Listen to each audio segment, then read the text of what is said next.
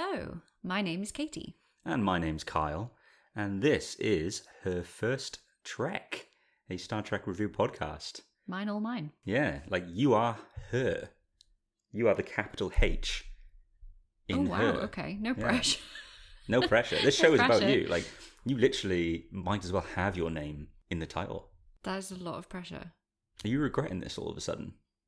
Oh, yeah. But I think you're probably regretting it for different reasons. Oh, though. many.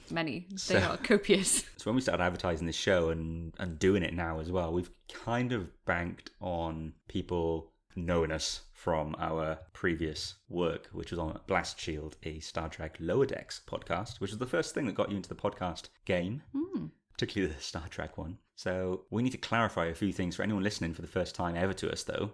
We're not going to do a full introduction to you because we did that in the first episode of Blast Shield. So if anyone wants to find out more about Katie and... You make me sound like a celebrity. You are a celebrity, I'm yeah. really not. Yeah. You can find that on Blast Shield, a Star Trek Lower Decks podcast. We're on all the major podcast apps and players. So that's, Apple Podcasts, Spotify, Google Podcasts, Amazon Podcasts, or Amazon Music, I think it's part of. I'm not sure how it works. We're on all of them. Find us, subscribe to that, and listen to all our reviews as well of Star Trek Lower Decks. But we decided that we didn't have enough on our plates, that we needed to do a new podcast. And I suggested this to you because I was having so much fun with you on Lower Decks. I think you were genuinely getting so upset that it was going to be over soon. I was starting to really hate the idea that our weekly discussions were going because, it was pressure with that show because we'd drop on a Thursday, we'd see it by the Friday, we'd have to record on either the Friday night or the Saturday. I'd have to edit on the Saturday and get it available to the Holosuite Media guys for the uploads so that it would be ready to drop at 8 a.m. GMT time. So it was 9 a.m. technically at the time because we were in British summertime. I really enjoyed the shows and people enjoyed listening to it, but I really hated the pressure of the edit. I really wanted to do something with you where we could keep the fun and the conversation and the fun we have talking on these shows without that pressure with the edits. And so combined with how well the first few weeks went of Blast Shield, I was kind of thinking, I've got to rope her in to something else. What can I do? What can I do? So I started talking to Steve at Holosuite Media. He's the head honcho, so to speak. Though you'd never find him calling himself that. You find that head honchos don't normally. No, he's a great guy, and he's done so much for me and all my projects on Holosuite Media. So God bless you, Steve. If you ever have a free minute to listen to any of the shows. Yeah, so I was chatting to Steve about doing something else with you, and we were looking at, what could we do? What can we do? I was really keen to get your view on the older Treks. Now, this is where we have to make everyone fully aware that you're not a Trekkie. Oh, you guys. I am not a Trekkie. At all. At all. But you have seen newer Trek. So yeah. I forced you to watch Discovery with me. We've told the story before, but eventually, you liked Discovery. We're excited to always watch it each week now. Picard you enjoyed without knowing anything about Picard's character. And I think you couldn't have watched Picard without me. You could have enjoyed it enough, but I was able to fill some gaps for you maybe that you wouldn't have had. Because I have watched Star Trek my whole life and I'm 34. And then Lower Decks came along and you weren't sure, but we knew you liked animated comedies. So I was confident you may like it. And you did really like Lower Decks. Between all that, I managed to get you to watch Enterprise. Yeah. Now, Enterprise is my favourite Trek, so I don't want anyone thinking that we're just missing it off this show. The reason we're not covering Enterprise on this show is because you've seen it all, and you really were into it. In fact, I do the Expanse, a Star Trek Enterprise podcast, and you sometimes walk in on me when I'm... God, that sounds wrong, doesn't it? Yeah. You catch me I at was it. like, where is he going with this? So you walk in and catch me when I'm doing my dirty research for my weekly recordings. We all know of that how you feel about Archer. Oh man, I'm all for Archer. God, I am all for Archer. You really are. I was looking at pictures of him earlier, actually. Yeah, I bet. Yeah. No, I was just looking at pictures of him innocently and thinking, man, I loved his look in season 3 and 4. It was pictures from the from Terra Prime, the penultimate episode, the real final episode, and when he's making his big hopeful speech. At the end. Can't remember, that might be the last time we've seen Archer in the show, but anyway, I was in the proper show. I'm not talking about these are the Voyagers. But yeah, we're not covering it because you've seen it. So what we're doing on this show is I've basically managed to convince you to watch the older shows. So TOS, TNG, DS9, and Voyager. And I'm not sure how I've done it. I'm not sure. I'm really not sure. I'm waiting for you to cash something in. Oh, it's coming. Oh, God. Oh, God. You look afraid. I do. Well, yeah, because I'm worried about what this could be. You should be. I'm trying to think of previous... Technically, this is like a multi-year commitment. So I'm thinking, if you're going to cash in, what could it be? It's not like me saying, oh, can I go to an event for one night somewhere? And you're saying, fine, but I'm going to want this in return. This is like, if I'm making you commit to this for several years, what the hell? Really, you should just feel flattered that I'm in it for the long haul. I am. Well, yes, it's maybe. I don't mean in Trek for the long haul. Oh, I mean with in me. it for the long haul. Yeah, there you go. I've taken that as a vote of confidence. Good. And I'm playing the long game myself. Actually, I should let you know. This whole thing is an elaborate plot to ensure that our future wedding is Trek themed. Do you know what? If you had said that to me a couple of months ago, I would have been so mad. Now I'm not completely against the idea. Ooh! Wow. And this is before we've even sunk our teeth into the entire franchise. So the way we look at it is we've got about, 600 or 700 episodes of Star Trek to, force Katie to watch. And I'm confident, given the way she's enjoyed the other shows, that she'll like these. But we have to appreciate that Katie has watched the other shows and struggled with how old they look. They're not even widescreen, guys. I'm the one who really educated Katie on proper good TV. And I did that through HD, 16:9 ratios, widescrreen, whichever. Tell him about the TV in my apartment. Okay, so when we first started dating, if you could call it that, I don't ever remember going on a date with you. No. We were just... It was like, oh, hey, we're hanging out with each other every minute of every day. We should probably do something about You were like, this. are we together now? Kind of. Do we need to put a label on it? Labels. You have a label maker. I didn't have one. No. So it's like you completed me. Doesn't the label maker sound like something I would have? It does sound like something you'd have. But I also used to have a laminator until it got stolen from me. And people... But I have a laminator now. Do you? Yeah. Oh, yeah, you do. Wow. We do complete each other.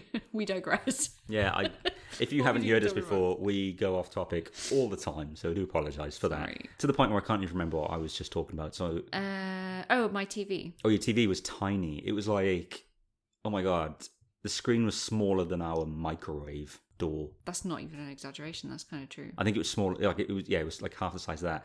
I was horrified because I already had my 50-inch that I'd set never in my seen apartment. Before I saw that TV in your apartment, I had never seen a TV that big in real life in my life. Yeah, I know, she's big, isn't she? And you get kind of used to her.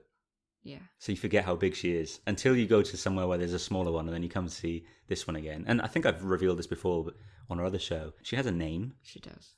Her name is Sally, and she is the other woman in my life. She's the first woman in your life. She's your number one. If it came down to a choice, it's going to cost me £1,000 to replace Sally, but we haven't worked out how much she would cost to replace it. Oh, God. Let's be honest. I'm the Trekkie here. I'm the one who's going to have to be... I'm the one who's getting replaced if this goes wrong. So on this episode, we're talking about the premiere episodes of all the shows. A little bit of a change around with TOS, but we'll come on to that one. We'll explain that to you all when we get there. We're doing TOS, TNG, DS9, and Voyager premiere episodes. You've watched them all, so I'm looking forward to hearing your thoughts on them. So we're going blind. Oh no, I'm worried about this. You've got a smile on your face right now, so that could be a sadistic smile. It's a poker face. Poker face. Don't poke my face. Poke her face. I am her. You are her. We should just rename you as her on the show. Her. I am her, and he is Kyle. That makes me sound like an object. That would be part of my other long-term ambition, to just remove all sense of identity from you. Christ. Yeah, sick. You trying to assimilate me? Yes, I am trying to assimilate. This is brilliant. I'm loving these references. This is going really well, guys. I got loads. Oh, right. Okay, so we've been chatting for way too long, which we do all the time anyway. Sorry, not sorry. Sorry, not sorry. Well said. Hashtag. So we're going to get into our thoughts. So you're going to hear a little bit of com badge, tap in, and all sorts of sounds during this to break up the segments. But yeah, let's get to your thoughts then. Set a course. Engage. Oh, God.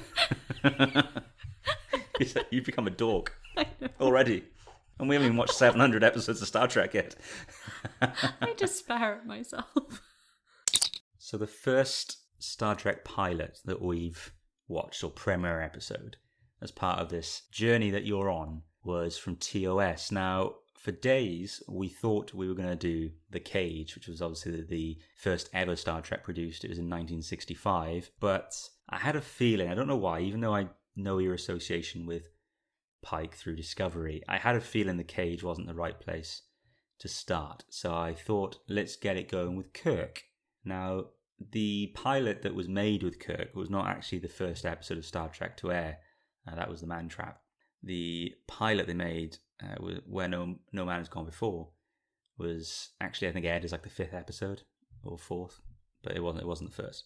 But we've decided to do that one because it was made as a pilot. Some people say you should watch the show in the order it was made. Some people say you should do it by release order. Where what we're doing is we're doing Where No Man Has Gone Before, and then we're going back to The Man Trap and working through in that order then. So we did Where No Man Has Gone Before, and this was probably the first time you've sat there with me and watched an episode of Star Trek from the 60s. Mm-hmm. You've had it on in the background before, like when you've been doing dishes, and I've been watching it with Harrison. But this was your first time. Yeah, this is the episode that got them to make the show of Star Trek. I can believe that. I can believe that. Bit more action. Wasn't quite as controversial as The Cage had been, because The Cage had, you remember number 1 from Discovery? Mm-hmm. The Cage had number 1 in it. It's actually who Gene Roddenberry ended up going on to marry. And apparently the network didn't like the idea of, not so much of a woman being on the bridge, because we ended up getting that with Uhura, but such a prominent role on the bridge. So they could only go so far with what they were doing. So that's why she's not in... Progressive, but not too progressive. Yeah, that's why she's not in this episode. Yeah, so we're introduced to Kirk. The basic premise for this episode, because we're not going to do deep dives on this show, that's not what this is about. The basic premise is that Kirk they're on a mission. They find a black box from a destroyed vessel, I think, basically, or a probe, I can't remember. They find out that previous crew all been killed. Gary Mitchell, one of the crew, is affected by some, it looks like electric, doesn't it? Like lightning thing on the bridge. And he starts to turn into like this godlike being, slowly, but absolute power corrupts absolutely. So he starts to lose his sense of morals. And as Kirk picks up on, even when Kirk is trying to think that there's a way out of it, even he's starting to pick up on comments that Mitchell's making. This eventually leads to them taking to a planet on Spock's advice, where they would leave him there. And Kirk creates a fallback option of having to blow up pretty much the whole surface of the planet if he has to kill Mitchell. He does eventually manage to beat him, and that's the episode over, basically. And that's the pilot of Star Trek, and they carry on their mission on the edge of known space. So you've stayed very quiet. I've just been talking for a few minutes. Tell our listeners what you thought of this episode of Star Trek. Well, like you said, it's the first time I'm sitting there watching, and not even just 60s Trek, 60s shows. I'm not one to go back in time for TV. I like current stuff. I like having stuff that other people can talk to me about, you know. I know I have you to talk about with this and everything, but I am in two minds right now. Okay. My first mind is that I really enjoyed the storyline. It's a really good story. Really enjoyed that. That's why I thought this would be better for you than The Cage. Yeah, I really, really did enjoy it. Everything about it was so good. And I even really liked how brave they were with the ending of killing him off. And even the doctor who was there as well, killing her off. Because that's not something... I mean, we do kind of see that now with modern TV shows, like, you know, killing everybody. Well, there wasn't a happy ending, was there? No, it wasn't. Because, you know, Kirk lost a friend and... Yeah. Almost completely passed me over in previous viewings that at one point, because the only time he's able to really fight Mitchell is when Mitchell loses his powers for a few minutes. Yeah, he has to fight his friend. And Kirk was about to smash his head in with a big rock. Brutal. That was one of his oldest friends. And like, you don't think of that with Star Trek. You think of they're going to phaser each other. Yeah, no, he was going to crush his skull with a rock. Yeah.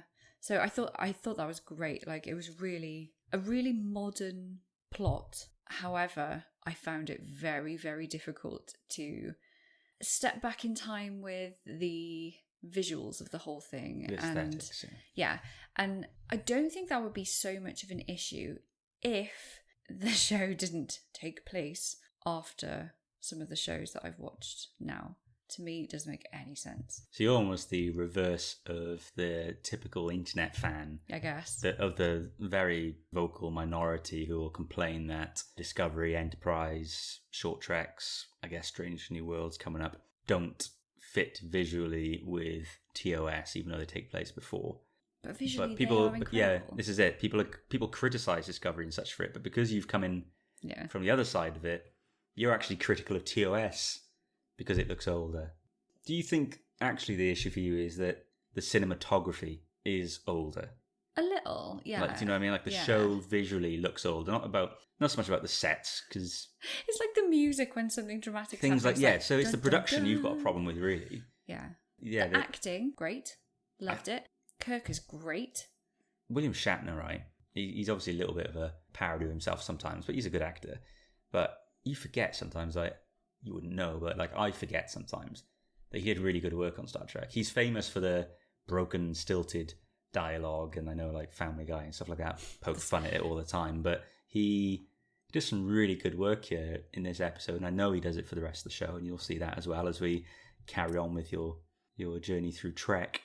Yeah, but Shatner was great. Nimoy was great. Spock's a little bit out of character still. They haven't quite nailed down Spock at this From point. what I know about Vulcans, he doesn't seem to fit with that right now, which is stupid, I guess, because he's... Well, it was only the second episode that ever produced with him. He was in The Cage, which you will eventually see, but he was in that, but he was smiling and stuff in that, which he wouldn't do later. And then what was the guy's name? Gary something? Mitchell. Yeah, Gary he Mitchell. was great. He's very good, isn't he? Really good. I feel sick at their eyes, though. Yeah. Oh, you know, like when they got like the grim. silver eyes. I think they're meant to be glowing, aren't they? Is that what's meant to be happening? Mostly because I can't figure out. I can't figure out how they did it. I thought they didn't look uncomfortable, but then other times I thought they did look uncomfortable. Like the red, it was like red Their eye around was their starting eyes. to Like go red, maybe they yeah. had contact in or something. I know, it's odd though. Weird. It looks like there's like foil in their eyes, and I know. like it triggers me a little bit when my eyes start. I need to blink. I need to blink now. I'm just going to shut my eyes for the rest of this. Luckily, you're only here to listen to your voice. So, did you have like a favourite part of this episode? I really liked the fight scene at the end, just because it was so intense. Did you notice the stunt doubles? Wasn't looking actually. No, I didn't. Very clear stunt doubles. Was it? Yeah, I mean back then, even on TV 15 years ago, there was never a great job at hiding stunt doubles. They're better at it now, but that was a really good fight sequence. Enjoyed the Kirk Fu or whatever it's called. Kirk Fu. Fu. But I was actually thinking maybe my criticism is more of not setting Discovery further in the future. I don't know why that wasn't a thing. Can you explain to me why? Well, why Discovery was before? Yeah.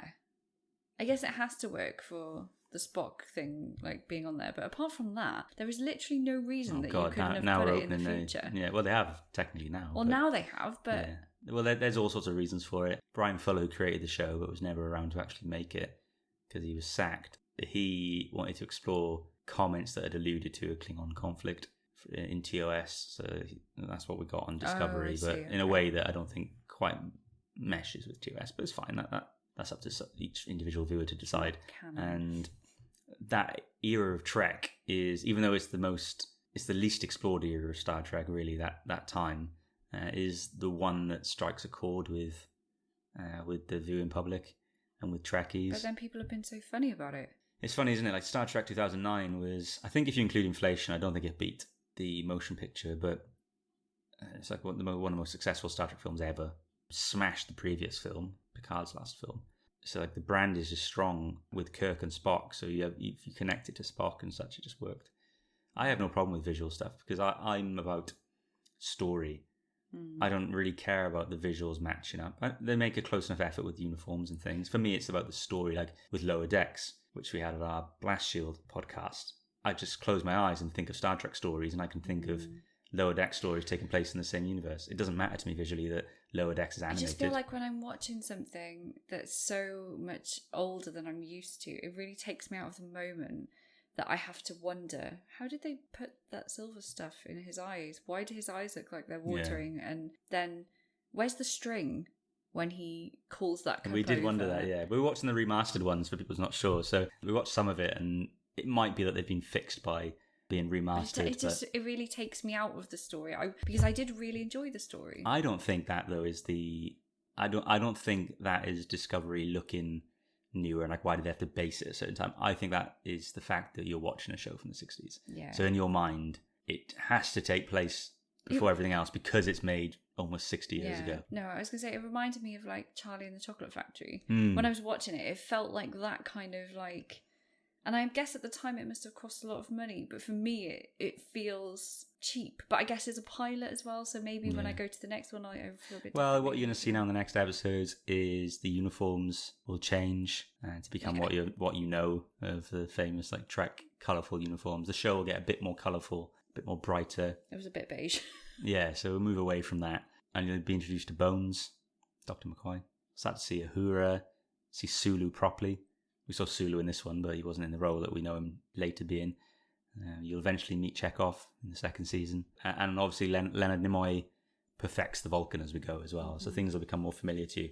But yeah, I would just always say that just close your eyes after and just imagine the story takes place 100 years after Archer, even if it doesn't look like I really it does. think that if that story were in like a more modern sort of cinema style, I would love it. I would call that one of my favourite stories I've seen on Trek. I've seen people argue that you don't remember the Benedict movie too well if you've seen it I basically the whole way watched through it for him, so yeah, so you don't remember it at all. But I feel, and I think I've seen other people say that Benedict Cumberbatch would have been better in that film being Gary Mitchell. And I remember before the film came out, when everyone suspected that Benedict Cumberbatch's identity, the character he's been named to be, is it John Harrison something, wasn't the character that he actually was, and which turned out to be true. But a lot of people, I think, also thought he could be doing Gary Mitchell. Because I think the Gary Mitchell story we saw in this could be a movie. They could take it, and obviously the story has to change a bit, but you could take that. It gives you got the Kirk with his old friend, who's become this godlike being.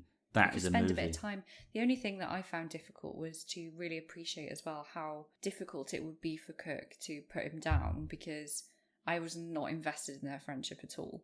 Maybe as I go on later and I get to know characters a bit more. I know Gary Mitchell's not going to be there, is he? No, he's not. I don't know. But maybe I'll get more invested in just like Kirk and understand that if people are close to him, I don't know, but I was a bit like, oh, you're going to have to kill your friend? That sucks. You've known him for 15 minutes or so. That's well, you've known him, 15 minutes. So final thoughts on Where No Man Has Gone Before. Kind of old, but we're sticking with it. Good. You need the stories. Yes, there we go, for the stories. And to dispel the only thing I know about Star Trek, which is from Family Guy. Yeah. And poor William Shatner doesn't get a good deal on that, because there we go. Take the mick. So if anything, we're fixing your perception of William Shatner. Not to say that they're mean about Star Trek, because Seth MacFarlane just loves it, doesn't he? To the point where he's had to create his own rip-off. And he's in it. He's in Enterprise as well. So Katie, your second Star Trek pilot or premiere episode was TNG's, which you know what that means now. The Next Generation. You do, see, TNG. We can actually use the shorthand like abbreviations in our house now. Gold star for me. Yes, gold star for you. Encounter at Farpoint is the first episode of The Next Generation. Aired in, I guess it must be 1987. So as you're watching this, it's 33 years old. Older than me. It is older than you, yes. Not me, unfortunately, but it is older than you. I'm going to do a little bit of a rundown of the plot for anyone listening to this who isn't familiar with it, but I'm not sure why you're listening if you're not, but just in case. You're going to do a me. What do you mean? To all the people who haven't seen it before and they want to dive in. Yeah, exactly. Because it might be other people's first Trek. It might be. As well, not just yours. So, a breakdown of the plot. Jean-Luc Picard has taken command of the USS Enterprise D and is on his way to the Farpoint outpost to not only crack the mystery of the outpost, but also to pick up some of his new crew. On the way, he and some of his crew are kidnapped by an alien being known only as Q. Q takes them to a post-World War III court and charges them with all the violent crimes committed by humans across the centuries. Picard demands the opportunity to prove that humans have outgrown their more barbaric days, and Q reluctantly gives it to him. At Farpoint, one Will Riker can't believe that the aliens on the planet were able to build an outpost in such a quick amount of time. He also notices that anything he and the other Starfleet officers want seems to appear as if out of nowhere. I mean, I don't know why he's complaining. I know. I would kind of be like, I'm going to live here. Yeah. And when he eventually joins up with the Enterprise, there's a little bit of frostiness between he and Picard. Because Picard takes issue with Riker's record of not letting captains go on dangerous away missions and things like that. Even though Riker maintains that it's for the safety of the captain and the ship needs its captain, Picard's argument I can see where he's coming from. Picard's argument back is that, but you would still disobey an order for it. I can't remember Riker's exact words, but basically says only ones that he thinks would jeopardise the captain's life. Something like that. This gets resolved very quickly, though. Eventually, the Enterprise crew discovered that the aliens were able to make such an impressive base because they had taken a huge space being prisoner and were getting it to do their bidding because it has magical powers or something. And I think there's a more scientific explanation. There probably is. And I probably could have gone on like Memory Alpha and found out, but yeah. So Picard and his crew help free the creature, and because this is a Gene Roddenberry script, the creature returns to its mate and flies off into the great unknown. And that's pretty much it. And then we're going to go see what's out there. Mm-hmm. Before you tell us your thoughts, because everyone listening to this is going to be wondering, we're going to have people who come over from Blast Shield, and we're going to be wondering your thoughts on this, and you weren't too sure on TOS. So during this episode, I was worried that you didn't really say anything. No words were really spoken. I keep my cards close to my chest, guys. I know. And I've realised this with some of these Trek episodes. And so I was worried. And then I had to pause it for some reason to get up because the kids, we were trying to do this in the daytime. Mm-hmm. Kids were around, so it was a nightmare. A 45-minute episode of TV can take an hour and a half to watch sometimes on its own, just because of kids. And any parent here of young children will understand that. That's why we live for them to go to sleep.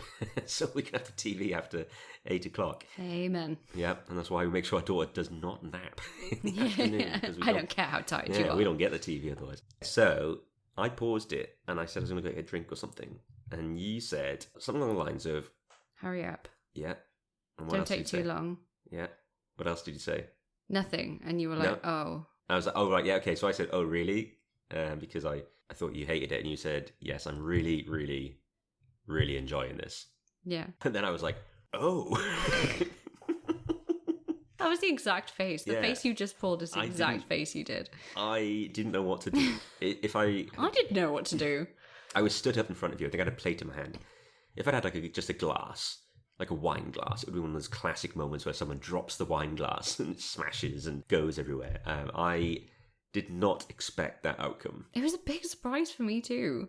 TOS is rough in its first couple of years, and I warned you about that, didn't I? Mm-hmm. And so for you to be like enjoying Encounter at Farpoint. But like even your dad said, not really sure about the first bit. Oh Christ, what are you doing watching that? Yeah. But Dad said that, didn't he? Yeah. So and he knows his Trek. Yeah, when we told my dad that you're watching it, had watched this, he was like, why are you watching those? And I felt pretty defensive. Okay, so tell me then, confirm for everyone listening. After we press play again, when I came back in, did you enjoy the rest of it? Yes, I did. Okay, so what did you think? What did you like about the full episode then? I don't know whether it's maybe that I have encountered some of these characters already, just later on. So for me, this is like a prequel. Wow, that's a good... I never thought about that. I was thinking about it earlier, doing my best thinking in the shower as you do. Yeah, that's where thinking about Star Trek in the shower, as I now do, obviously. That's it, now you're a Trekkie. Yeah, and I was just thinking, like, I know Riker, and I know Troy, and I know Picard. Yes. Picard was like the first thing I knew about Star Trek through Family Guy. Yeah. Can I just cut in there to Please do. Say, for anyone who doesn't know us, because they haven't really heard our other podcast, Blast Shield, the introduction that Katie's talking about that she's already had to characters is through Picard, the TV show. So obviously you've followed Picard on that. You've seen Riker show up twice, Riker and Deanna together, married. So you know that all that tension with them in this episode. Yeah. You know where it's headed. And I never thought about the idea that you'd be perceiving this show as a prequel. Yeah. That's interesting. Yeah. That is going to be for a lot of new Trekkies coming in. Yeah.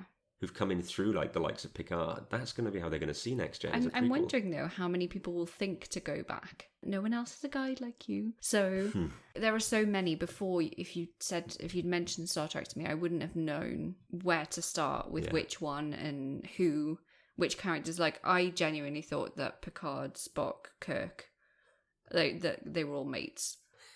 And Worf, I knew Worf. It's funny you say that though, that because spoilers, but Picard, Spock, and Kirk at various times do all interact with each other. Oh. Mm. Well, that's now a surprise to me. Mm. So you were kind of right without even knowing it. Yeah.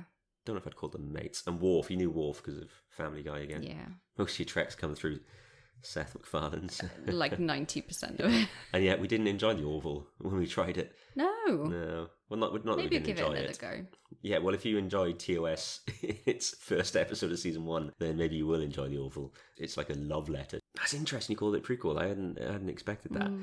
So Picard was obviously a bit different here, though, to how you know him from on Star Trek Picard. He was like a...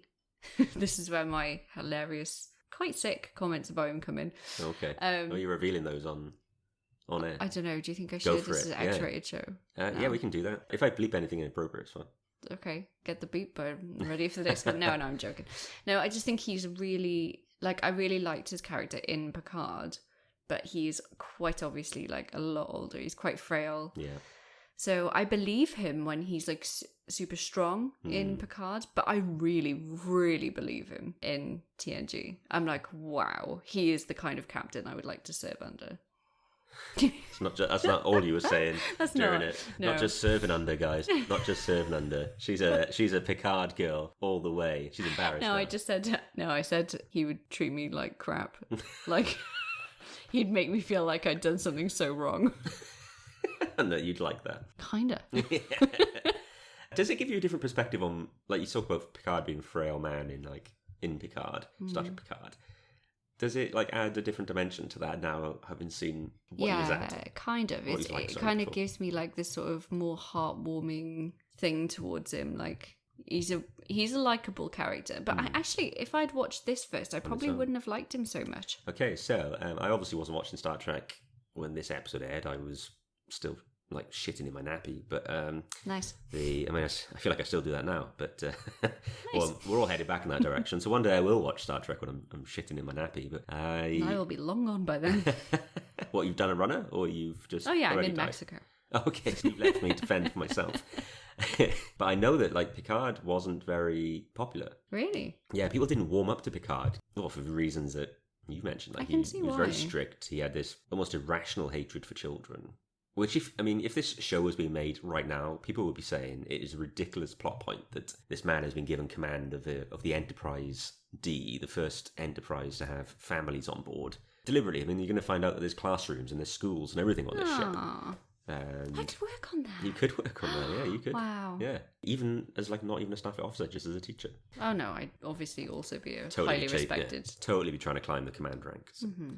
So yeah, he wasn't too popular. I don't really think that it was until season 3 when Picard started to really climb the ladder in regards to fan favourites. Because, Kirk was very popular, you have to remember. And then Kirk here had been replaced with an older man in the role who, as we find out in this scene with Riker, is not going to be going on the away missions and getting his shirt ripped and a bloody lip as he's getting into fights. That's going to be reserved for Riker, who's obviously the stud on the ship. It's a little transparent at times. Like, when you watch it with TOS in mind, you can see exactly what they're doing with some of it. What do you think of the Enterprise D then?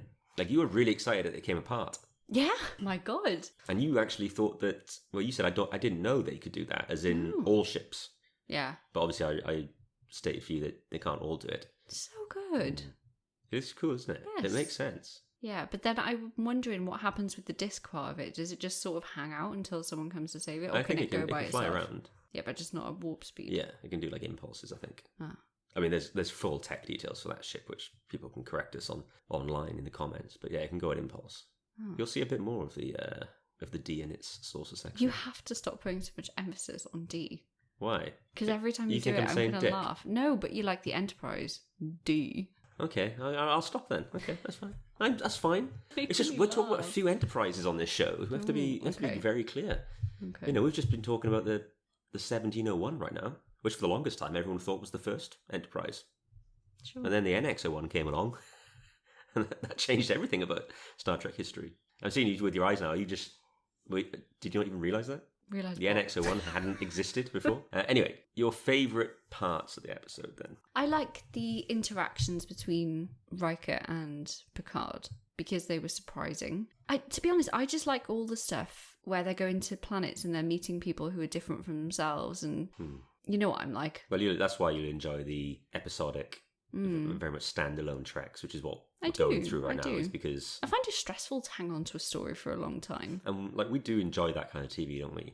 But there is a certain, what do they call it, a security blanket or something safe. Like you have that blanket that you can just know you can get out and get under, and it makes you feel safe and comfortable about going to a standalone story that just delivers you the things that you. I bloody hate a cliffhanger. Oh, I hate a cliffhanger. Do you? I'm so stressed out by it. I'm like, just wrap it up, guys. I mean, that's good advice for anyone. Wrap it up. Yeah. Not just cliffhangers. No. Be careful out there, kids. Yeah. And adults. Hopefully, mostly adults. All adults, actually. Yeah. I don't. Yeah. But when I said kids, I meant like just anyone younger than me, because I'm 34. But now it suggests I'm encouraging between 16 and 34. Yeah, between 16 and 34 in the UK. Wrap it up. Sorry, so you like the saucer section coming apart? Any other sort of favourite moments that jumped out? I really liked the bit where the aliens were reunited at the end. The alien and they were its mate. holding tentacles. Oh, they were. And they were like, are they getting it on? Are they like just holding hands? Gene Roddenberry was a fan of being able to put stuff into Trek that the network execs didn't realise he was putting like messages and stuff. So maybe he was just putting a sex scene that none of us realised was a sex subliminal message. It's a bit of a perv, wasn't he? Gene Roddenberry. Yeah, it's like there's a lot of negative stuff out there about him which people like to ignore because of the legacy he's got. But no, he wasn't a great man. Everyone puts Star Trek down to him, but that's not the case at all. There was several people who made Star Trek what it was. They don't get enough credit in my mind. What about characters? Now, controversial, possibly. Okay. Q is a very interesting character. You like Q, not I controversial. Do. Q is a fan favourite. He's amazing. Mm.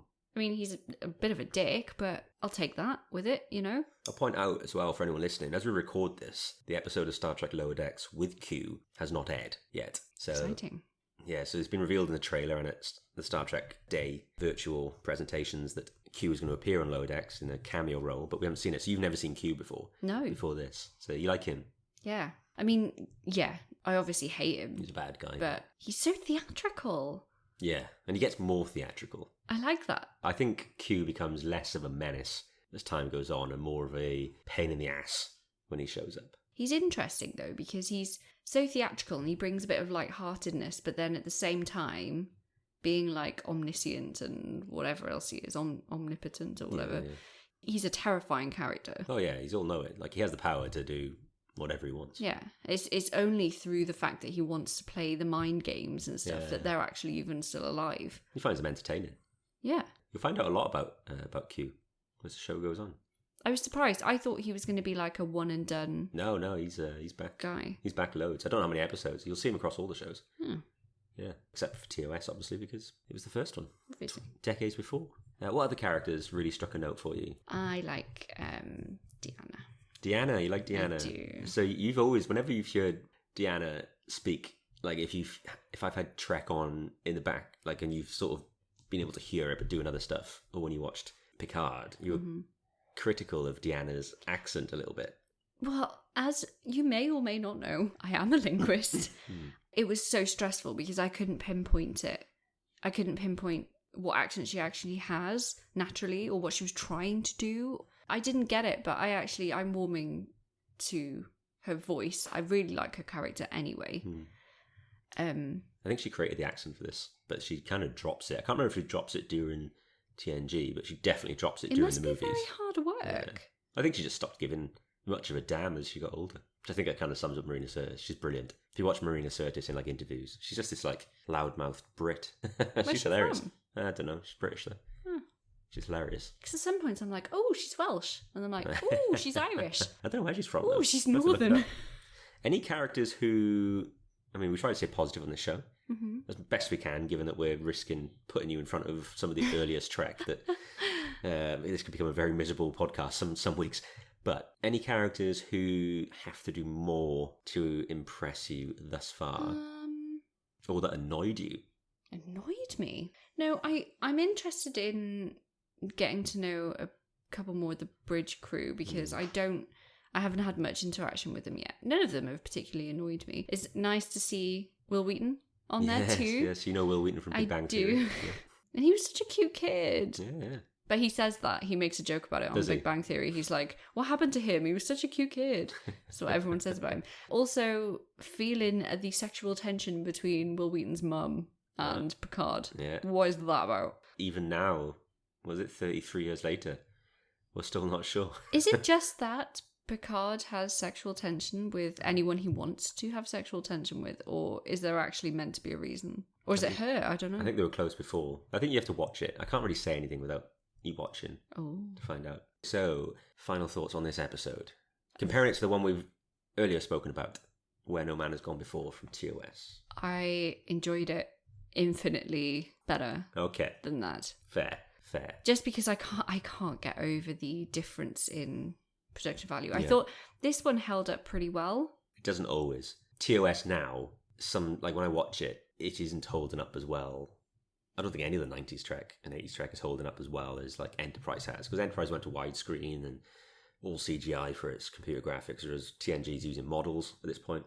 Oh, I forgot about Data. Oh, what about Data? You like I him? love Data. Oh. Actually, hang on. Hold up. I think he's my favourite. Oh, really? Yeah. Data? Yeah. After one episode as well. Yeah, because I'm taking it from like the view of Picard, which are, I really like the Vulcans. I like how like cut and dry they are. So he's like next level, emotionless. Yeah. But also little tiny bit he wants to be emotional when he's in the forest and he's trying to whistle. Yeah, he's very much like the anti-Spock, in that Spock was always trying to ignore his human side and his emotions and really sort of throw himself into his Vulcan side, his logical side, whereas Data, by his sheer programming, is logical, but is desperate to experience emotion and to experience what it is to be human. So it's such an interesting flip on them. And Trek always continues to try and have that character in their shows, but I don't think they ever top Spock and Data for that particular aspect of the show. And do you think that then with Picard, that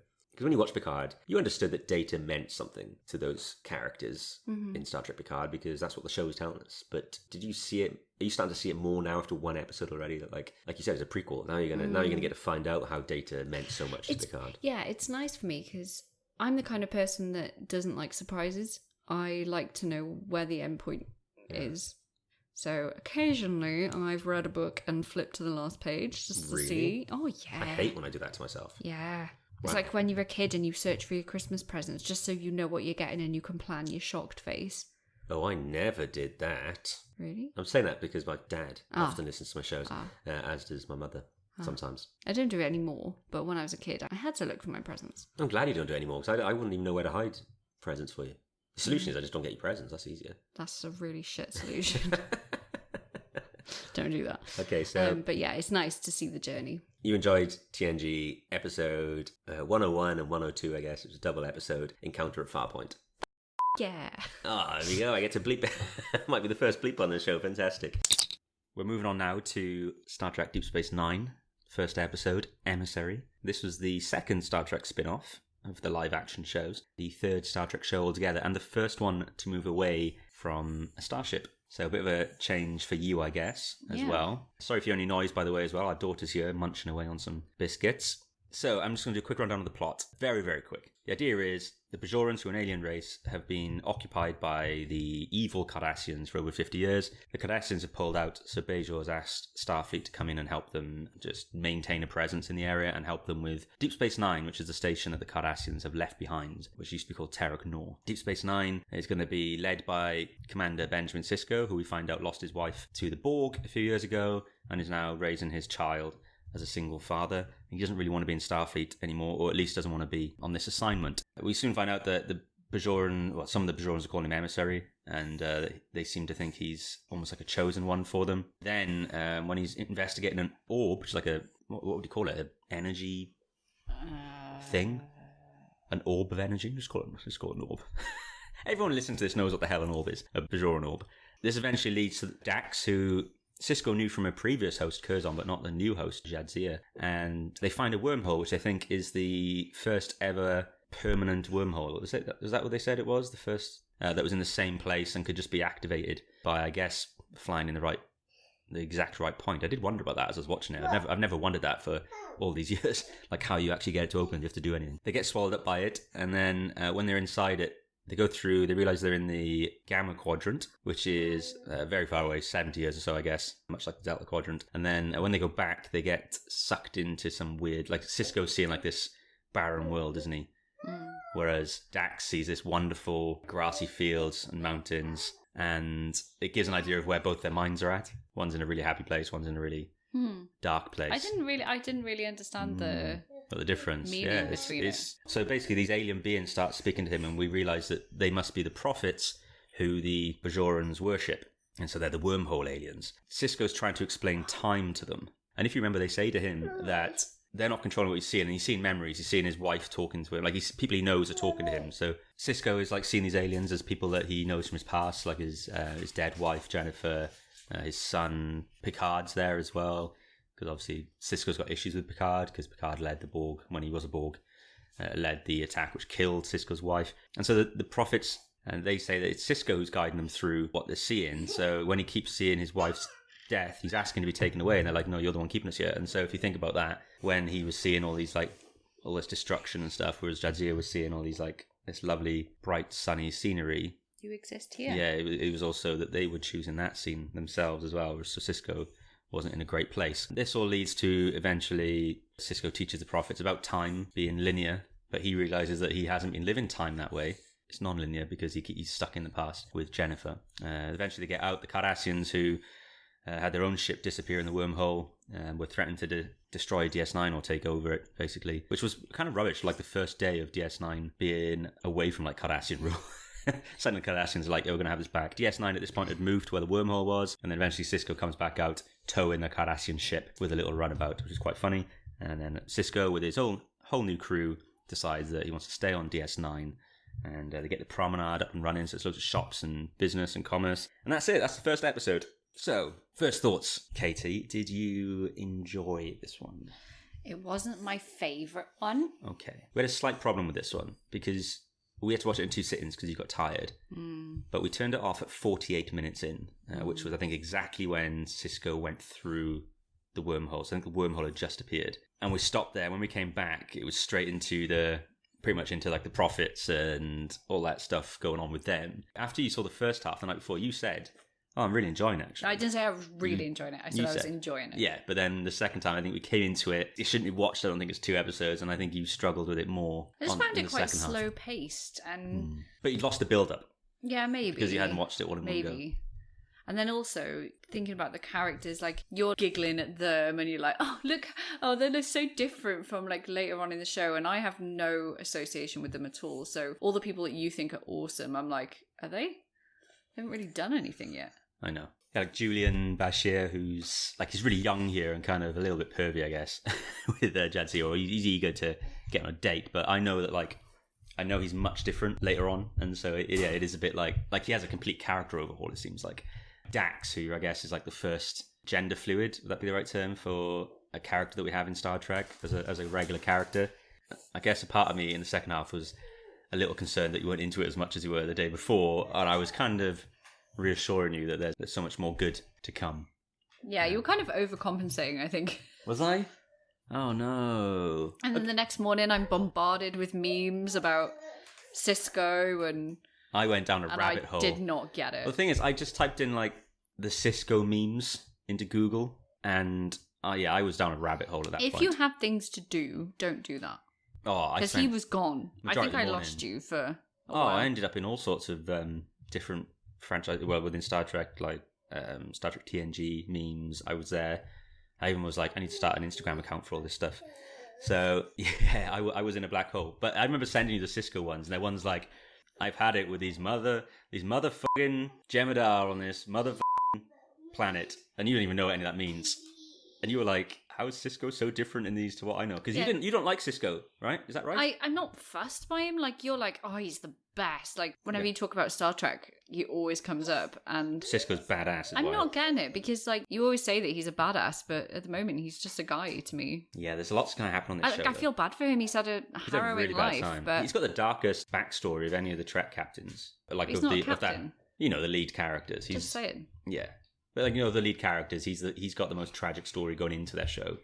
than anyone. Michael on Discovery does have a bit of a tragic backstory, but that came later. But of those first 5 shows, Sisko's got the... Yeah, we like to see this straight off. Yeah. What I would have liked is if he'd been just a dark character for a little while, and then maybe he'd met these people who had told him to let go, and then we'd found out why. Oh, right, so you wouldn't know why. A little bit of a mystery, but at the moment it's kind of like, look at all this bad stuff that's happened, and now we're going to meet some people, and you're going to get over it, now, because we just told you to. True. And he's like, cool. I kind of see that. I don't think it's I don't think he... Well, we'll have to watch more episodes. I don't think he gets better right away. I think he's always dealing probably with not. Because he's always got the single father thing he's got to deal with. I don't know, maybe it's of the time that storytelling just wasn't that way, because we always get a twisted backstory to someone now. Well, you have to remember at that point, Star Trek wasn't serialized. So to have an underlying storyline, a mystery about the captain's backstory, the commanding officer's backstory, wouldn't have been enough for times for Star Trek. That changes. DS9 does become the first serialized Star Trek show. The final 10 episodes of DS9 are one big 10-parter. So favourite moments. You're not going to dwell on this one so much. The favourite moments for you? I liked when he went to visit the planet and he met that woman in the temple thing. And oh, yeah. I like stuff like that. I like it when they go and visit other people. Kaya Pucker. Yeah. Good scene with him and Picard. Yeah. Frosty. That was frosty. That was very frosty. I think that got Trek fans' backs up back when they said, in... was it 1991 it might have started? I think people were whoa, no one talks to our Jean-Luc Picard like that. Whereas Sisko does. And you're like, oh my god, this guy is... I guess that does make him kind of a badass, but it makes him a non-respectable badass, because it's come on, hun. He was disrespectful given the chain of command. Yeah. But I can understand Sisko's point. And I wonder if this was the first time Picard had ever come face to face with someone away from his ship who he'd directly affected by the Locutus thing, because he, even though he was unwilling, and you'll see that episode on David, and he wasn't a willing Borg, but he didn't seem to tell Sisko to sort himself out. And Picard's the kind of one who would just be like, be professional. Let's just get on with this. Whereas Picard seems to almost be thrown a bit that this has come up. It almost feels like he's fine with Sisko being that way, because he almost understands why Sisko's pissed off with him, So any other favorite characters then, actually? Your favorite characters in this? Oh, no one stood out yet? No. Wow. That's interesting, because this show, of the shows we're doing on here right now, assuming we stick with all 4 and you don't make us drop TOS. This one. I just saw this excitement. Or this one. No, DS9 does the best character work, I think, before we get to Enterprise. I like the melty guy. Odo. Yeah. Shapeshifter. Yeah. Yeah. He's the alright. melty guy. It's hard watching these early ones with his makeup, though, because he looks so different later on. I'll take your word for it. And I think you can explain it with Odo. The reason he could look different is because... He's a shapeshifter. He's a shapeshifter. He's trying to perfect the way he's looking like a person. But of all the things he could have chosen to look like, why does he look like that? They talk about it in the show as it goes on, about why his humanoid form doesn't look complete. But he's good at everything else. Not fussed by that hot-headed girl either. Oh, Kira. Yeah. Ooh, interesting one. Yet. Maybe I'll... She's very heavy-handed in this one. She's overly aggressive, I think. Yeah. Than she needs to be. But you'll warm to her. I think you'll like her quite a lot as the show goes on. I think the first year or two, though, she was very much like she was in the first episode. She does have one of the best episodes of season 1, though. Duet. That's a fantastic episode. I look forward to it. Oh, you will. You'll love it.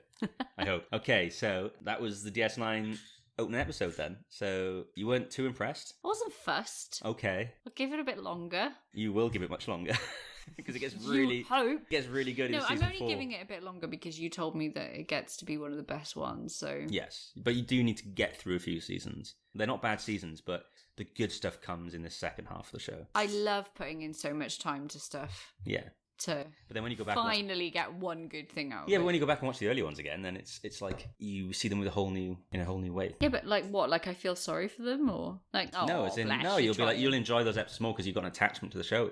Okay. Yeah, you'll forgive it. You watch RuPaul's Drag Race every day. How dare you? No, I'm sorry. I come down to this. Whenever I put Harrison to bed, I come down. RuPaul's Drag Race is on TV. You cannot sit there and criticise DS9 to me and say you'll give it a little bit longer. Let's move on before we have a bit of a domestic. I can't even look at you right now.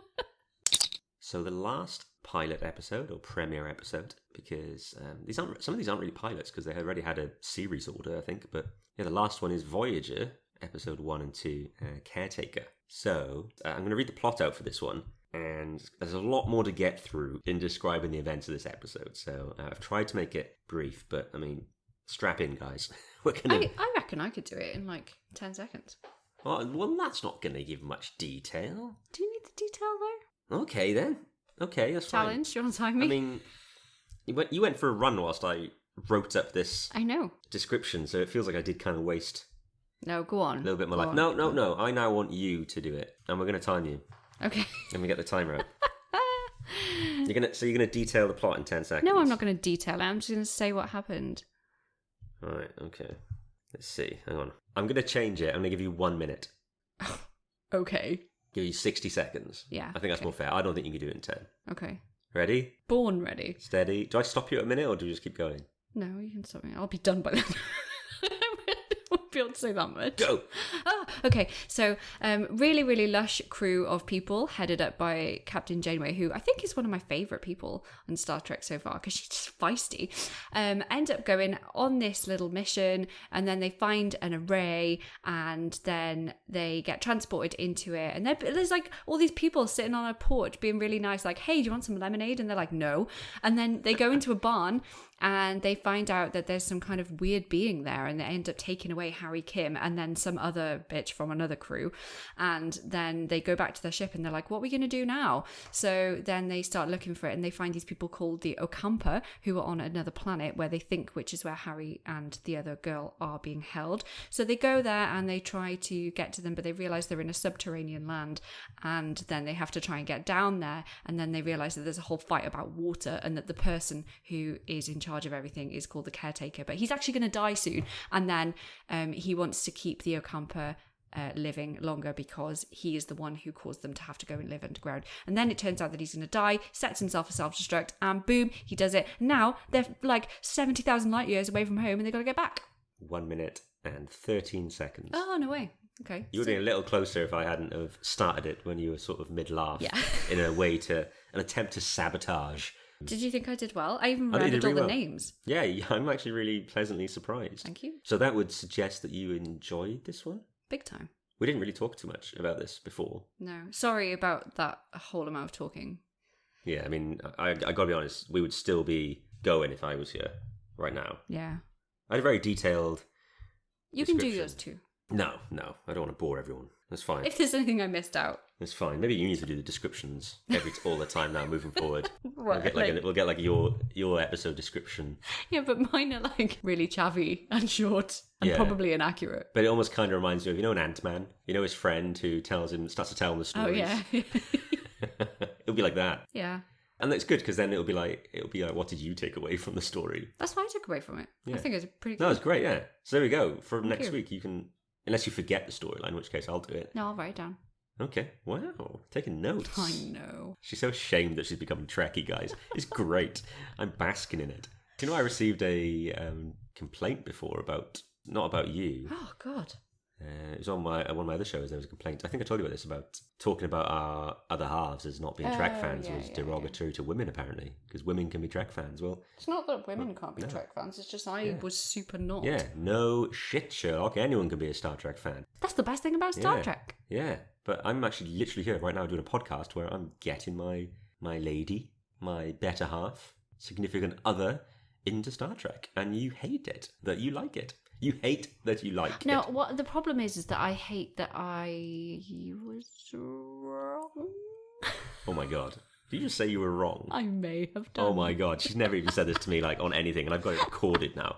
I've got it like literally recorded. I She know, can't that's take why it I said back. it so slowly. I know. I hope the microphone picked it up because you went so. To be fair, I was wrong. I was so determined that I wouldn't enjoy it because it just is so not anything that I would normally You need an enjoy. open mind because they are dated, and I think we went in the right way with you. Okay, but name like normal shows that I watch. Normal shows. Well, you were watching RuPaul. Exactly. Yeah. Okay, so RuPaul. What do we watch together? Arrow, Flash, all those shows. Oh, yeah, but that kind of. That's not like Star Trek stuff, though. No. Not the old stuff. But let's But talk like- Voyager, because we're here yeah. for Voyager. So you said you enjoyed it. Yeah, I did. Okay. What did you enjoy about it then? It's a bit more action heavy than. Mm-hmm.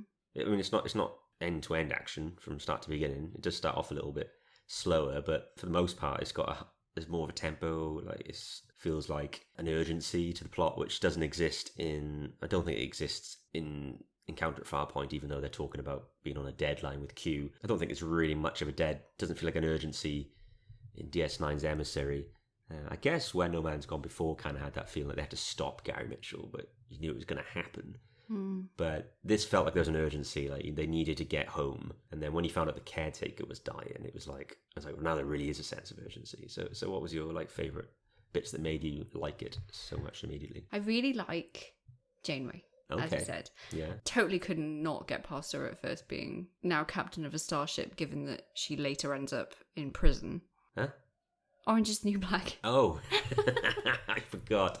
Sorry, it was just so hilarious because I made the first reference to I you know. about it being red. And obviously I've watched some of this before with you, and then did I fall asleep or did I just so stop yeah, watching it? so to be 100% honest with everyone listening, I've put this on for you before, and you kind of fell asleep. I know why. Because I gifted you as a birthday present that you could show me, I can't even remember, like five episodes of Star Trek of your choice, and that I would sit and watch them. Yeah, and this was one of them. Like, I thought, guys, that this would be one of the ones that would hook her. Because, as I've told you, I think Voyager is nowhere near my favourite Star Treks. Nowhere near. But when it's good, it is remarkably good. But something about Voyager, I think you're going to enjoy. It looks just the right amount of cheesy for me. Yeah, I mean, there's too much technobabble even in this first episode, but I don't even know what they're going on about. Bioneural packs, I kind of got that though. It made the ship alive, you know? Yeah, that's not really played on enough, is it? Well, not yet. True. Sorry. Okay, yeah, I forget this is all brand new for you. So, yeah. Sorry. Well, you're coming out defending Voyager. You're a true Voyager fan. You're already like getting your back up, going for it. You're going for the juggler on me. So you like Janeway then? I do. So what do you like about her? She's quite relatable, I think. She's obviously got a family back home. It's not just like she's some like lone she-wolf. She actually cares about everybody, I think. And she's like a proper Starfleet captain, from what I know of Starfleet captains so far. Yeah, she's the first captain we got who didn't have any kind of tragic backstory, I guess. I mean, Kirk had lost some family. Picard hadn't yet, but he's got no children or anything, you know, and he's married There's to something a little bit dark about Picard, though. Yeah, but he's married to his job, isn't he? Whereas and Ben Sisko had, obviously, the death of his wife. Janeway's just a Starfleet officer. Her first command, eager to impress. New ship. And I guess I can kind of get it. Like, I like Janeway in this one, actually. I thought Kate Mulgrew was sublime in some parts. Like, when she has an intimate scene, she has one with Tuvok, which almost gets ruined because of the 4:3 ratio. They're very close. When she comes up right into his face and says she's going to get him home, I mean, it's awkward because it's 4:3, and it almost wrecks the scene. Because before that, they were having a fantastic, like, discussion about being stranded out there and about Harry Kim and how she never gets to know her. Oh, that was so sweet. The delivery's fantastic, isn't it? Yeah. It's really, and it feels so genuine. Yeah. And those are the moments where I think Trek captains are the best. It's not when they're in the captain's seat and spouting out all the Starfleet, Star Trek lingo. It's the human moments. That's when you start to like them. And I thought she was really good in that. And I thought she delivered her speech at the end remarkably well as well. I also love how she is so willing to jump into action as well. She quite happily handed the bridge over to whoever so she could go down to engineering when they couldn't get in touch with them. And she's recruited some criminal on her ship. True. So let's talk about Tom Paris. Yeah, hunky monkey. Is he the hunk? Is he I think hunky? so. I guess so. He's meant to be, but is he hunky? Don't know. I never knew if he was or not. Yeah, He obviously was meant to be. Bad boy. I mean, if we try to ignore the fact that he's a little bit rapey in the shuttlecraft at the start. Yeah, with the Betazoid pilot. That was... I forgot about that. Yeah, I mean, that was awkward. Yeah. That's really, like, uncomfortably awkward. Yeah. I think if that were me, he'd get a slap. I think I've always thought that was awkward, even when I was younger and, like, didn't and have much of a perception. him with the holographic people as well. He's like, Yeah. It's like, hun, it's a hologram. But here we go. He's been locked up for a long time. Yeah, sure. So his libido is like running wild, but it doesn't give him the right to get all rapey. No. On, is it Stotty they call her or something? Don't know. The pilot. So yeah, Paris actually for the first like 20 minutes of this episode, maybe 30, is the driving force of the story, really. And I said to you, didn't I? I turned to you and I said, and I've watched this episode loads. Voyager was the first Star Trek show I ever was able to watch from start to finish. Well, from the start anyway, when it aired. I said to you, for the first Trek show to have a female captain, it isn't half focusing on the bad boy male lead. And that's That doesn't remain true for Voyager as it continues. But in this first episode, I felt Paris was very much everything was through his eyes. Yeah, but you know why? It's because he's a new character. He's new to everyone on the ship. We are being introduced to everyone as if we're a new person on the ship. We're seeing it through him because we have to be introduced to everybody through him. Otherwise, we'd just be plunked in somewhere we don't know anyone. True. Yeah, you're right. Yeah, he's the eyes for the new viewer. Wow, you schooled me just then. You can tell you've been done a lot of these podcasts now. I'm just really clever. Oh, well, that's up for debate. And but... I did media studies GCSE, don't you? Oh, yeah. Well, I was doing it at A-level and Bachelor Honours. What'd you get, babes? In what? Media studies. In A-level? Yeah. That's a funny story. I went to 3 lessons of media studies and then did all the extra work myself. And I got an A-star. In my second year, I swore I was going to focus more on, film and TV studies it was for us. And I was really going to, because I dropped down to 2 A-levels because I knew what I wanted to go do in university. So I was doing drama and film and TV studies. And I swore I was going to pull my finger out and really make sure I was going to lessons more. And then I remember getting pulled in and getting told I had 29% attendance. Holy hell, where rate. were I think you? it was 29%. I don't know where it was. I was generally going to college every day. Just not classes. Just not classes. Wow. She used to sometimes, we had a massive window by our common room where we'd all get to hang out in breaks and stuff for free periods. And there's a massive window there. And so sometimes she would just come, my teacher would come by the window, look at me, exasperated, lift her hands up like, what the hell are you doing? And just bang the glass. God, we would So I'd not come have to been class. friends in school. No, I always feel bad about that now, obviously, because you with your teaching in schools, I know the rough deal. And she was a young teacher as well. I got on real well with her, though. She was my form teacher when I was 11. And at this point, she was teaching me at 17 and 18. So she'd seen me, grow up to become a man. She must have been so pissed off. She must have been really disappointed with Do you know how what I I was turned doing out. in my free periods? What? After my 3 A-levels, Yeah. I was going to engineering club. Engineering club? Yeah. Oh, God. You'd fit in well on the Voyager then. Yeah, right. EESW, Engineering Education Scheme Wales, and I won an award. Did you? Yeah. I didn't know this about you. Yeah, it's on Google. No way. Is Yeah, it on yeah. Google? You're on Google? Yeah, I'm in the Celtic Manor holding up an award. Oh my gosh, I know what I'm doing after this. I'm going to go hunt this down. Anyway, back to Voyager. And so, yeah, what do you think of Paris then? Apart from the rapey Yeah. bit. Edgy bad boy. Mm-hmm. We'll see. He seems to be competent. Yeah. Chip on his shoulder. Yeah, a little bit. Very loyal to Harry, which let you know almost immediately that all the stories you were hearing about him can't have really been true. No. Because he was so loyal to Harry and Harry to him actually quite quickly. Yeah. I like Harry. You like Harry? Yeah. Okay. He's a sweetie. Yeah. And he's clearly a little bit gullible. Yeah. He does get dragged into trouble throughout He's the like show, he's I like guess. boy me. Oh. I get dragged into these stupid situations. Like if that Ferengi had come over to me and been like, "Hey, want some crystals?" I would have been like, "Sure." You know what I'm like. Yeah, you would have been talked into it. You'd need me there as Paris to get rid of Quark. Yeah. Or Principal Snyder, as I like to always call Quark. From Is it Buffy. Principal Snyder? Yeah. Is it? Yeah. Wow. You remember Principal Snyder? Mind From Buffy? blown. Yeah. I remember what Yes. happened to him. Same guy. In fact, he started doing that after he was already in DS9, so he was doing that on the side. Wow. Yeah, I remember what happened to him as well. I don't want to spoil Buffy on the air. That was a side gig. Yeah, it was a side gig, a pretty good one.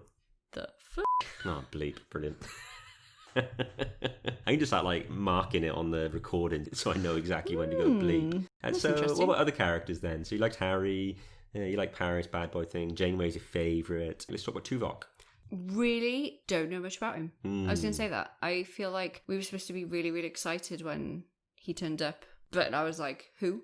I think they kind of like the idea that they had a Vulcan who was head of security and tactical. Because it was he fires weapons and he's undercover. Oh, they're like pacifists, aren't they? I guess. Yeah, it kind of clashes with what you think you know of Vulcans. I have never been a Tuvok fan. Okay. I spoke about this on The Expanse, a Star Trek Enterprise podcast, about how, for me, T'Pol is the best Vulcan ever in Star Trek. Hang on a minute. What? I can't have What's to debate Spock? again. Well, Spock's alright. What do you mean he's alright? Well, T'Pol's T'Pol. Actually, it's quite cool. I like her journey. And Tuvok, I was always underwhelmed. So I'm looking forward to rewatching this with you over the next... Don't like where T'Pol ends up, though. Well, it's quite sad in the end, yeah. Sad place. Horrifying. Yeah. But with this rewatch with you, I'm hoping that I'll start to see Tuvok. Because I'm aware now that I wasn't impressed by him. I'm What's hoping the I'll general start to see him. consensus of him? Do people like him? I don't know, because I've kind of stayed away from the Voyager fans because, The fact they enjoy Voyager makes me think they're nuts. But Ouch. I'm joking. I went through the same thing as an Enterprise fan when it was airing. And... I mean, I haven't had any love for any of the theme tunes like I have. I was going for to that ask one. you about theme tunes. What do you think of the Voyager opening credits? Can't remember them. You can't. It was like a sun or something, wasn't it? And they go past the sun at one point. It's like the first opening credits in Star Trek where they weren't just kind of like flybys of the ship or the station. Like there's something was sure. happening in every scene, every frame, first time. I like the music for Voyager. I always think it goes on too long though sometimes. I just don't remember it. Was Really? I there? Wow. Huh? Was I there? You were there. You were there for all of it. I'm joking. Okay, what about the ship? Do you think she's a sexy ship? Do you consider her a she or would you call her a he? Why would he be a he? Because Janeway's a woman and she's riding a man.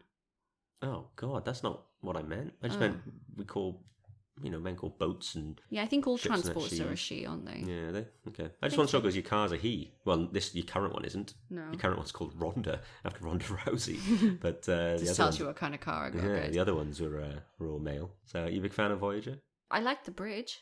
Bridge is nice. Bridge is It really is a good sexy looking. bridge. Do you know that for Destination Star Trek for 2020, which obviously COVID-19 got in the way of all that stuff, they were going to have a Voyager bridge there Whoa. for photographs because it was the 25th anniversary of Voyager. Oh my god! How now? We went to Friends Fest. How excited I was for that! Mm. Can you imagine now? You were I would be excited track for convention, meeting the track actors. convention. Imagine that. I decided as well my Comic-Con look or whatever would be Troy. You'd be a bit shocked though going to conventions. Your first introduction to all these guys is now in Star Trek when they're all young, and then you get to a convention and see like Who that? they're like 3 decades older. Like even Connor Hey, Trinneer is no. like grey haired now. And But like, what's his name? You showed me on. Oh god, what's Spock? his name? No, Travis. oh yeah, Travis Looks the Mayweather. same. Yeah, Anthony Montgomery. He hasn't aged a day. No, he just had a badass beard. But- Linda Park, who plays Yeah. Hoshi Sato. I don't know how, but she looks younger. What about the Kazon? How did you find them? Are they the people on the planet? Yeah. Pretty brutal. Unfortunately, our daughter was making noises when they were talking about a little bit of the setup of the Kazon and the different sects. So you'll get introduced to more of that as the show goes on. The Kazon are a guilty pleasure for me. Now, they get a bit of a bad rep in Star Trek, but I'm a big fan of the Kazon. I was always freaked out by their hair, which I think is actually sponges and stuff. What? Bits and pieces in like sponges but painted. I always saw them as being quite similar to the Klingons, really, for like what they represented. I That's just my felt feeling. kind of bad for them because they're thirsty. Yeah, they're also dicks. How are they alive? I know, right? That's one thing that gets me, right, is this whole issue they had on the planet, there'd been no water, they're suffering, yada yada. And then they have a ship that is the size of 50 Voyagers glued together. So why the hell not just take the ship somewhere else? Yeah. Go get yourself some freaking water, Yeah. and then come back. How can't you make water when you can make a ship that big? Oh, how can you get the underground? Yeah, why can't you just shoot the ground from the... Oh, okay, let's not tear apart the plot. That's not why we're here. So, what I like of Voyager as well is the characters are quite interesting. They're a bit different. Like, Neelix is really alien. Mm. Really alien. I'm not fussed on him so no, far. No. Oh, this might be a long journey for you then with Neelix. Oh, God. Kess is... Kess? I like that she only... Like, her people only live for like 9 years. That's a nice little change. I'm guessing human years. So given how fast we move through years and shows, Hmm. is she going to be a goner fairly soon? Or... Oh, I wouldn't want to spoil it for you. I'm joking. I had no issue with her. She's a bit like meh. Okay, first episode. Wasn't in it too much though, so there's time. It's definitely time with Cass. But like the Doctor, who we barely see in this, the He's image, great. he becomes such a big deal as the show goes on. He becomes one of the core characters. Chakotay, I remember always loving Chakotay. Chakotay did bugger all in this episode though. He just moaned. He's just being like just a moaner. Yeah. He didn't do anything. Second in command. Paris was the lead guy. What the hell was Chakotay doing? Like, piss off, Chakotay. Whoa. Stop moaning and do some freaking work, man. Prove it. He broke his leg or something. In the end. Yeah, that was the first useless. officer. Like he's filling the boots of Will Riker in Star Trek, and he breaks his leg on the Come on, stairs. man. He should have been the one Watch saving where Paris. you're going. Yeah, I did like that little dynamic with him and Paris, though. I like that rivalry, and I love that when Paris finds out that the Maquis are gonna join with the Starfleet crew, and he's like, "Oh, I may need to have a security detail with me moving forward."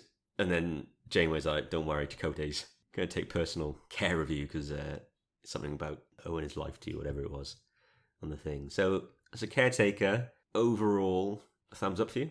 Oh, yeah. Yeah? Yeah. Definitely not a middle waving, like Okay. top thumb. All right. So It this was is like a good. top thumbs. Mm. So where would it rank with all the other of the 4 pilots you watched? Oh, that's. Too soon to compare? I think it might be. Okay. I don't know. Because you know how fickle I am. When I watch one thing, I'm like, this is the best thing Yeah, ever. And then true. I watch something else, and I'm like, no, this is the best I mean, I thing didn't ever. see any of this reaction during the TOS one, though. Oh, no. At no point did you even think it was the best thing ever. No. No. I'm also easily pleased. So that must well, mean that's not it's true. really I'll tell you shite. right now, that's not true. That is true. You think personally, in your day-to-day life, you are easily pleased? I meant with television shows. Okay, there we go. Okay, thank you. Bitch. I am also easily pleased. So obviously, every week now on Her First Trek, we're going to be looking at, for the first while, it's going to be one from each of the first 4 Trek shows, and then it'll start to change when we hit 2-parters and things like that. But which show are you particularly excited to get to watch the next episode of? I think Voyager. Yeah? Yeah. Okay. I love this thing that they're so far away from Starfleet. home and like they need to get home, whereas normally they're like out looking for something. Yeah. But this time they're looking for home. You did like And that I'm at like, the end. oh, that's really nice. Yeah. That's kind of sweet. Yeah, I know. Yeah. Okay, well, find out in the next episode of Her First Trek.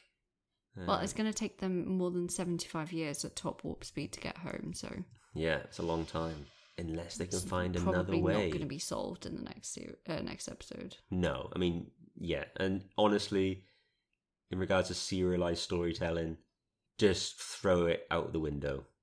You ain't getting that in Voyager. What do you mean? It never really becomes a serialized story about how they're getting home. It's Oh. the overall plot line, and it's the driving force It's not of the about show. the destination, it's the journey. Yeah, look at you just defended the whole. Yeah, it is. It's completely about the journey, and The voyage, the if you will. for Voyager for how they get home. Hosted by Katie Harben and myself, Kyle West, Her First Trek, a Star Trek review podcast, is produced by nerdsince86.com and is part of the holosuitemedia.com podcast network. To keep up to date on all the news and updates from Her First Trek, be sure to follow at Her First Trek on Twitter, Instagram, and Facebook. To join the holosuitemedia.com community discussion group, simply type The Nexus, Holosuite Media's listeners community, into the Facebook search bar. Thank you for listening.